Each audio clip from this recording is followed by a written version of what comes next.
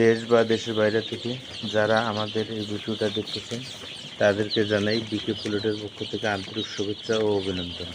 আশা করি সবাই ভালো আছেন। খামারি ভাই বোনদেরকে জানাই আমার এখানে যে পুলেটটা দেখতেছেন এই বাচ্চাটা প্যারাগনের বাচ্চা।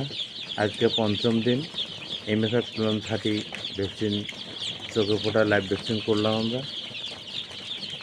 দেখেন বাচ্চাটা কত সুন্দরভাবে আমরা বোর্ডিং করতেছি।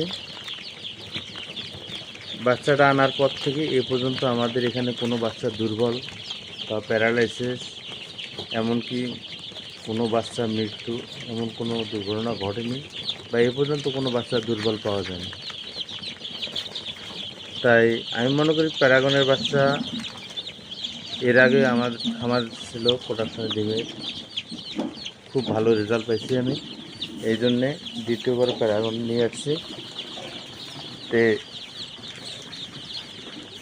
যারা এই ভিডিওটা দেখতেছেন তাদেরকে বলতে চাই বাচ্চা ব্রুডিংয়ের কিছু নিয়মকানুন আছে, যেমন ব্রুডারটা সুন্দর করে সাজানো এবং ঘরের তাপমাত্রা নিয়ন্ত্রণ করা। এই জিনিসগুলো সঠিকভাবে না করতে পারলে আপনারাও বাচ্চা ব্রুডিং করতে পারবেন না। যেহেতু একদিনের বাচ্চা কোম্পানির ওখান থেকে আসার পরে দেখা যাচ্ছে যে এখানে মা ছাড়া বাচ্চা লালন পালন করা যে কতটা কষ্টের, শুধু একমাত্র খামারি ভাই বোনেরা যারা বাচ্চা লেয়ারের বাচ্চা আনিয়ে পালন করেন, লালন পালন করে বড় করেন, তারাই শুধু বোঝেন যে বাচ্চা লালন পালন করা কতটা কষ্টের এবং কতটা ধৈর্য ধারণ থাকলে তাহলে দেখা যাচ্ছে যে আপনারা বাচ্চা লালন পালন করতে পারবেন। তো এই বাচ্চা লালন পালন করার জন্যে প্রথমে আপনাকে ঘর সঠিকভাবে বায়ু চলাচল বন্ধ করতে হবে এবং এই যে দেখেন আমরা পলিথিন দিয়ে সুন্দর করে ঘরটাকে কী করছি যাতে বাইরে থেকে বাতাস ঢুকতে না পারে, ঘরের তাপমাত্রা যেন সঠিকভাবে থাকে, সেই কারণে আমরা পলিথিন দিয়ে ঘরটাকে সুন্দর করে দেওয়া গেছে যে আগে সাজাই নিচ্ছি।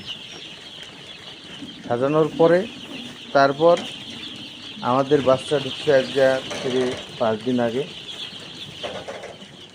5 দিন আজ পার হয়ে গেল। 5 দিনে MFF ক্লোন 30 লাইভ ভ্যাকসিন চোখে ফোটা করলাম।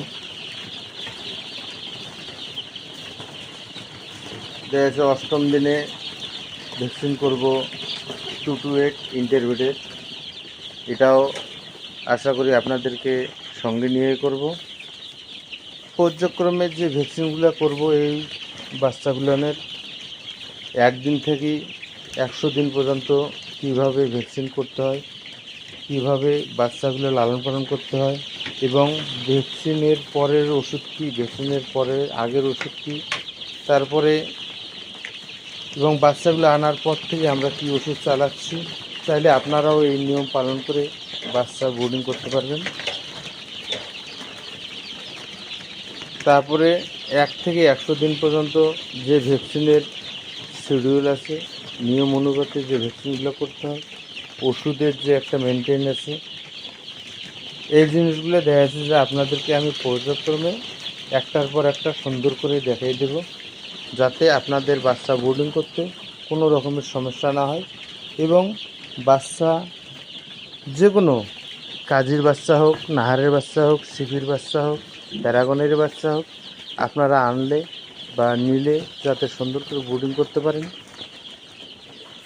আমার এই ভিডিওগুলো দেখলে গেলে আপনারা দেখা গেছে বাচ্চা আনার পর সুন্দর করে লালন পালন করে নিজেরাই খামারে নিজেদের জন্য তৈরি করতে পারবেন।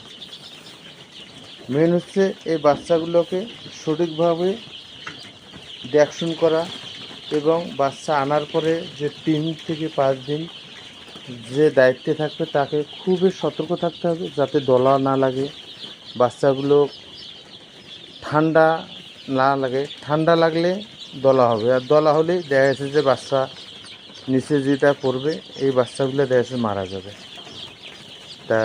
সেই জন্য বলি আমি যে বাচ্চা লালন পালন করবে বা যে এই বাচ্চাগুলো লালন পালনের দায়িত্বে থাকবে, তাকে খুব কেয়ারফুল থাকতে হবে যাতে বাচ্চা কখনো দলা না লাগে। এটা একটা গেল। আর একটা হচ্ছে বাচ্চা অতিরিক্ত যদি তাপ হয় সেক্ষেত্রেও দেখা গেছে যে বাচ্চার ক্ষতি হবে। অতিরিক্ত তাপের কারণে বাচ্চার দেখা যাচ্ছে যে শ্বাসকষ্ট হবে, বাচ্চা দেখা যাচ্ছে যে হাঁ করে নিঃশ্বাস নেবে, নিঃশ্বাস ঠিক মতো নিতে পারবে না, বাচ্চার বডি শুকিয়ে যাবে, বাচ্চা দেখা যাচ্ছে যে বুড়ের নিচে থাকবে না। তো এই জিনিসগুলো দেখতে হবে, কারণ এই জন্যে বলি যে যে তত্ত্বাবধানে থাকবে সে দেখা যাচ্ছে সবসময় বাচ্চাগুলোর চলাচল এবং বুডারের তাপমাত্রা এই জিনিসগুলো তাকে নিয়ন্ত্রণ করা লাগবে। হয়তো যখন দেখা গেছে বাচ্চাগুলোর তাপ বেশি পাচ্ছে বুডারটা উপরের দিকে নিতে হবে, আবার দেখা যাচ্ছে যখন তাপ কম পাচ্ছে তখন দেখা যাচ্ছে যে আবার বুডারটাকে একটু নিচে নামিয়ে দিতে হবে। এই জিনিসগুলো দেখা যাচ্ছে যে সবসময় তাকে মেনটেন করে চলাফেরা করতে হবে। আমি আশা করি সবাই বাচ্চা লালন পালন করতে পারবেন, এতে কোনো সমস্যা হবে না। আমার যদি ভিডিওগুলো আপনারা দেখেন তাহলে একটার পর একটা বাচ্চার আনার পর থেকে বাচ্চা তৈরি করা পর্যন্ত এবং ডিমের জন্য উপযুক্ত